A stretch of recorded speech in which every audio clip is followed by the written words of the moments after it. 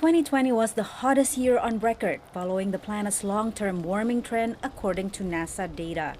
Aiming to cut oil, gas, and coal emissions to stave off the effects of climate change, President Joe Biden said the U.S. can no longer wait to deal with the climate crisis, calling it an existential threat. And just like we need a unified national response to COVID-19, we desperately need a unified national response to the climate crisis, because there is a climate crisis.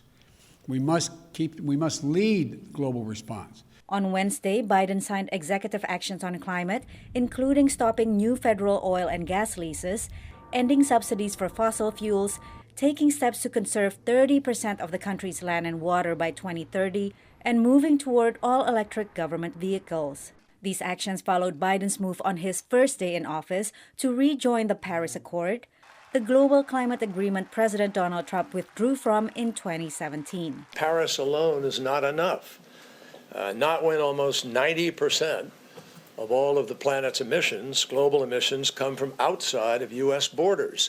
We could go to zero tomorrow, and the problem isn't solved. Kerry said the Biden administration will commission a national intelligence estimate on the security implications of climate change.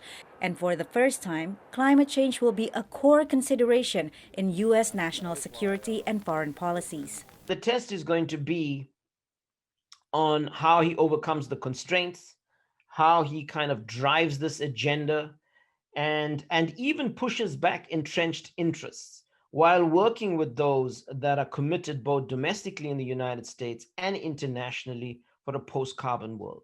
Biden said his climate action plan will help bring economic recovery by creating jobs for workers in the declining fossil fuel industry, an idea criticized as ludicrous by the president of the West Virginia Coal Association. Why we would want to trade one job for another and go through the transition and all the costs, particularly when the end result's going to cost everybody more money.